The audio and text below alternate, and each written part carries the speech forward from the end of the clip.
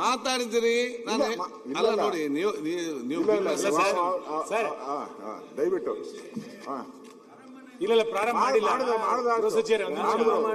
Sir ಒಂದ್ ನಿಮಿಷ, ನೀವು ಪ್ರಿಲಿಮಿನರಿ ಸಬ್ಮಿಷನ್ ಮಾಡಿದಿರಿ. ಅಧ್ಯಕ್ಷ ಏನಂತಂದ್ರೆ ಒಂದ್ ನಿಮಿಷ ನಿಲುವಳಿ ಸೂಚನೆಗೆ ಮಾನ್ಯ ವಿರೋಧ ಪಕ್ಷದ ನಾಯಕರು ಕೊಟ್ಟಾಗ ನೀವು ಏನೋ ಗೊತ್ತಿಲ್ಲದೆ ದಿಢೀರ್ ಅಂತೇಳಿ 69 ಕನ್ವರ್ಟ್ ಮಾಡ್ಬಿಟ್ಟಿದ್ರಿ. ಒಂದ್ ನಿಮಿಷ ನೀವು ಮಾಡ್ಬಿಟ್ರಿ ಕನ್ವರ್ಟ್.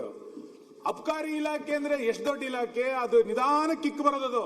ನೀವು ದಿಢೀರ್ ಅಂತೇಳಿ 69 ಕನ್ವರ್ಟ್ ಮಾಡ್ಬಿಟ್ರೆ ಹೆಂಗ್ ಗೊತ್ತಾಗುತ್ತೆ? ಏನೋ ಸ್ಟಾರ್ಟೇ ಆಗಿಲ್ಲ, ಕಿಕ್ ಹೆಂಗ್ ಬರುತ್ತೆ? ಕಿಕ್ ಅಂದ್ರೆ ಅದಕ್ಕೆ ಗೊತ್ತಾಗುತ್ತೆ. ನಿಮಿಷ ಹೇಳ್ಬೇಕಲ್ಲ ನೀವು. ಅದು ಏನು ಇಲ್ಲದೆ ನಿಧಾನ 69 ಕನ್ವರ್ಟ್ ಮಾಡ್ಬಿಟ್ರೆ ಹೆಂಗಾಗುತ್ತೆ? ಪ್ರಿಲಿಮಿನರಿ ಸಬ್ಮಿಷನ್ ಮಾಡಕ್ ಕೊಡಿ. ಮತ್ತೆ ಅಬ್ಕಾರಿ ಇಲಾಖೆಯಲ್ಲಿ ಆಗಿರೋದು ₹1 ₹2 ಭ್ರಷ್ಟಾಚಾರ ಅಲ್ಲ, ದೊಡ್ಡ ಪ್ರಮಾಣದಲ್ಲಿ ಭ್ರಷ್ಟಾಚಾರ ನಡೆದಿದೆ. ಇಡೀ ಸರ್ಕಾರ ಭ್ರಷ್ಟ ಸರ್ಕಾರ ಮತ್ತೆ ಮತ್ತೆ ಸಾಬೀತಾಗ್ತಾ ಇದೆ. ಇದು ನಾನು ಪ್ರಿಲಿಮಿನರಿ ಸಬ್ಮಿಷನ್ ಮಾಡಕ್ ಕರೆಕ್ಟ್ ಕೇಳಿ. ನೀವು ಬೆಳಿಗ್ಗೆ ಅದು ಪ್ರಸ್ತಾವ ಮಾಡ್ಲಿಕ್ಕೆ ಅವಕಾಶ ಕೊಡ್ಬೇಕಂತ ಕೇಳಿದ್ದೀರಿ.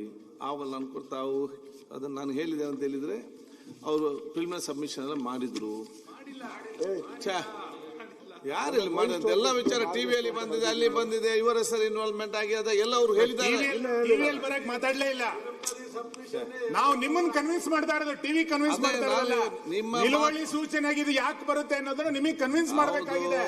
ಅದಕ್ಕೆ ನಾವು ಪ್ರಯತ್ನ ಮಾಡ್ತಾ ಇದೀವಿ. ನಿಮ್ಮ ಕನ್ವಿನ್ಸ್ ಎಷ್ಟು ಶಾರ್ಪ್ ಇತ್ತು ಅಂತ ಹೇಳಿದ್ರೆ 5 ನಿಮಿಷ ನನಗೆ ಗೊತ್ತಾಯ್ತು. ಅದಕ್ಕೆ ನಾನು ಹೇಳಿದೆ, ನಿಮ್ಗೆ ಒಂದು ನಿರ್ಣಯದಲ್ಲಿ ಅದನ್ನ ಚರ್ಚೆ ಮಾಡಬಹುದು, ಅಥವಾ ನಿಮ್ಗೆ ಚರ್ಚೆ ಮಾಡ್ಬೇಕಾ ಅಂತ ಇದ್ದಿದ್ರೆ ಅದಾದ ನಂತರ 69 ಕನ್ವರ್ಟ್ ಮಾಡಿ ನಾನು ಕೊಡ್ತೇನೆ ಸೋಮವಾರದ ನಂತರ ಅಂತ ಹೇಳಿ.